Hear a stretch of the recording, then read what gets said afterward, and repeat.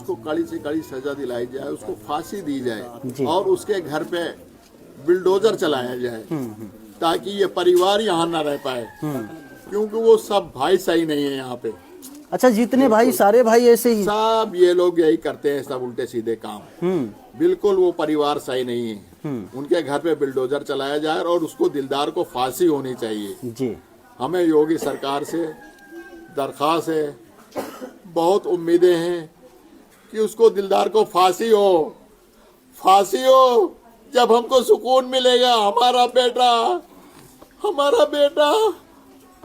बेटा पढ़ा लिखा था, वो ठाकुर युवराज से उसने बीए कर रखा था। और ये मोहम्मद फैजान का बाप से कह रहा है ये बात के लिए। हमारी बीबी का रो रो के हाल है, पागल हुई है। जिसका बेटा फूल सा पूरा हंसुआ उसकी तारीफ कर रहा था, पूरा हंसुआ रोया है। मुस्लिम नॉन मुस्लिम सब रो रहे थे। यहाँ आए थे, इतनी भीड़ थी उसकी मिट्टी में। आप होते तो कहते कि किसी किसी मंत्री की लाश जा रही है, बच्चे की मिट्टी जा रही है। हमारा बेटा बहुत अच्छा था। किसी से भी आप किसी कोने में पूछिए मोहम्मद फैजान कैसा था तो बताएंगे वो लोग कि कैसा था फैजान।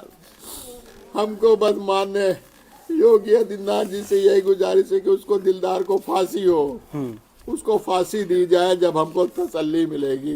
नमस्कार दोस्तों, यूपी के फतेहपुर जिले के हसुआ में दो मर्डर यहाँ पर हुए। ये दिल दहलाने वाली घटना हसुआ की है। हसुआ में अपनी बहन और अपनी माँ और अपनी भाभी को पर टारगेट करने के बाद एक पिता के बच्चे को मौत के घाट उतारा गया और अपनी भाभी को भी मौत के घाट उतार दिया गया। ये वो परिवार है, ये वो पिताजी हैं जिनका बच्चा खोया है। और इनसे ही आज बात करते हैं कि किस तरीके से वारदात हुई, किस वजह से वारदात हुई, क्या रंजिश थी, क्या दुश्मनी थी, जो दो हत्याएं एक साथ हो गई। चाचा जी, क्या नाम है? रुआब उर्फ राजू जी। सुनने को मिला है कि आपके बेटे की हत्या और यहाँ पर दो हत्या एक साथ हुई और कई लोगों को पर धार जैसे औजार के साथ वार किया गया है। छुरी से उसका वार किया गया, गला काट दिया यूं करके। अच्छा चाचा, ये बताइए कि जिसने भी ये हत्या की है वो हत्यारा किस प्रकार का था? क्या रंजिश थी आपके बेटे से? कोई रंजिश नहीं थी, दोस्त थे वो जी। दोस्त थे, कोई रंजिश नहीं थी। ऑलमोस्ट वारंटेड था, उसको पुलिस की तलाश भी थी उसको जी। और 2-3 बार जेल भी जा चुका है वो गौकसी में जी। अच्छा चाचा, ये बताइए उसका परिवार कैसा था? परिवार अच्छा नहीं था। परिवार अच्छा नहीं था? भाई कोई भी अच्छा नहीं था। सब यही काम करते, सब यही काम करते हैं, सब यही काम, सब फरार है, सब पुलिस उनको दिन दहाड़े। बताया जा रहा है कि दिन दहाड़े दो हत्याएं एक साथ हुई। भाभी को मारा, अपने ही भाभी को मार दिया और उसके बाद आपके बेटे को भी मार दिया। पहले बेटे को मार के आया वो जंगल में, फिर भाभी को मारा, फिर अपनी बहन को मारा, फिर दूसरी बहन पे हमला किया, फिर वो यहाँ से जाके चौकी पे सिलेंडर हो गया जी। और वहीं जाके बता रहा है सिपाही से कि मैंने फैजान को मार दिया है।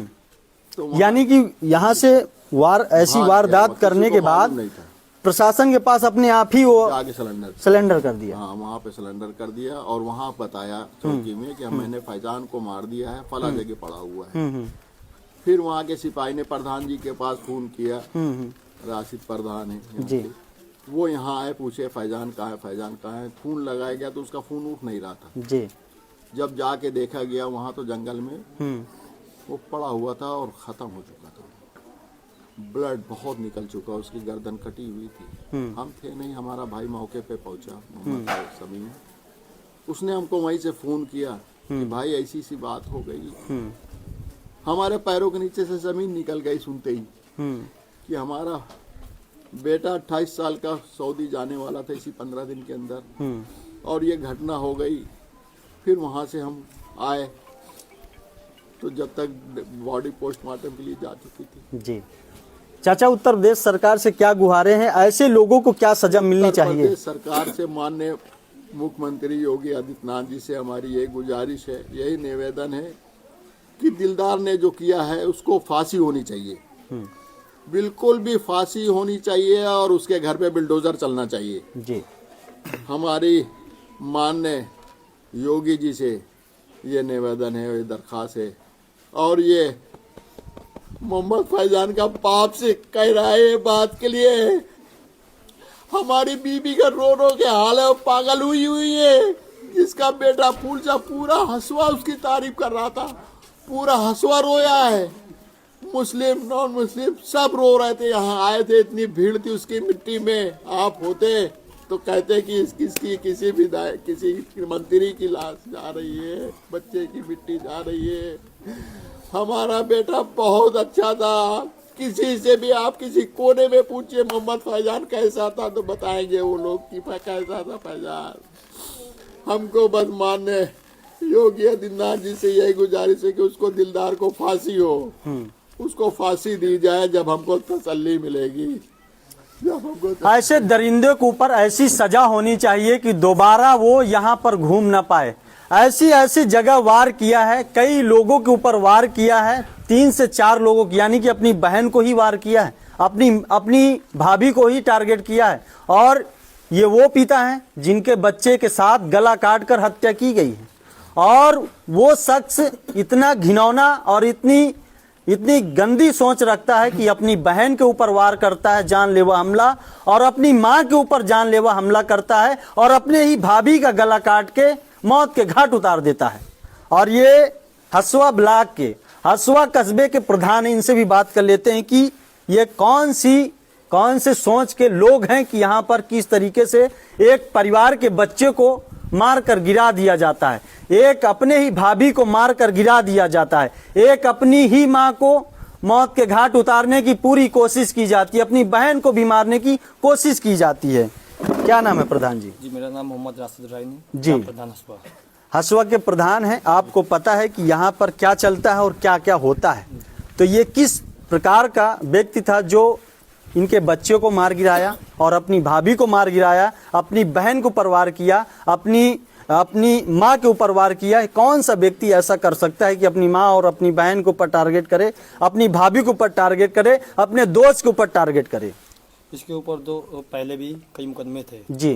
तो ये फैजान और दिलदार ये दोनों दोस्त हुआ करते थे। जी जी। दोनों साथ में रहा करते थे। जी। इसके पहले कभी भी कोई लड़ाई या ऐसी कोई बात सामने नहीं आई जी जी। जिसमें कोई शक हो या कोई इंसान अपनी बचत करे। जी। तो ये जुमे के दिन था, नमाज पढ़ के आए, घर पे खाना खाया फैजान, घर के खाना खाने के बाद फिर उसके बाद गया, ये मैच होता है यहाँ पे करबला के पास, करबला में मैच खेल रहे थे तो दिलदार आया होगा, आवाज दिया होगा तो इसको मोटरसाइकिल में अपने बैठा के लेके गया। भाई कोई लड़ाई बड़ाई तो थी नहीं, बाकी भी इनके परिवार के सब वहाँ पे मैच खेल रहे थे। जी जी। तो किसी को कोई मतलब ही नहीं था, जैसे हमेशा आते जाते थे वैसे ही ये गया। और उसके बाद थोड़ी देर के बाद ले जाके कहीं पे भी वहाँ बाग में जाके इसकी गला काट के हत्या कर दी इसने। निर्मम हत्या हुई है, 2 हत्या हुई है। बड़ी सोचने वाली बात है कि ऐसी सोच रखने वाला व्यक्ति क्या यहाँ रहना चाहिए उसको? क्या उसको इस तरीके घूमना चाहिए? क्या सजा मिलनी चाहिए उसको? ये समाज के लिए बहुत ही खतरनाक व्यक्ति हैं। ऐसे लोगों को समाज में रहने लायक नहीं है।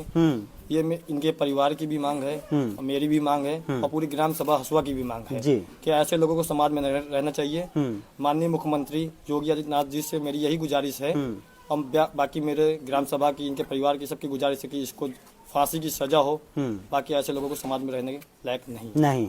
चलिए, और जिस तरीके से यहाँ पर एक मामला बड़ा गंभीर हो चुका है और ये दिल दहलाने वाली घटना हसुआ की है। हसुआ में अपनी बहन और अपनी माँ और अपनी भाभी के ऊपर टारगेट करने के बाद एक पिता के बच्चे को मौत के घाट उतारा गया और अपनी भाभी को भी मौत के घाट उतार दिया गया। और मैं इस वीडियो को यहीं से एंड करता हूँ, फिर मिलता हूँ नेक्स्ट वीडियो में। तब तक ले जय हिंद, जय भारत।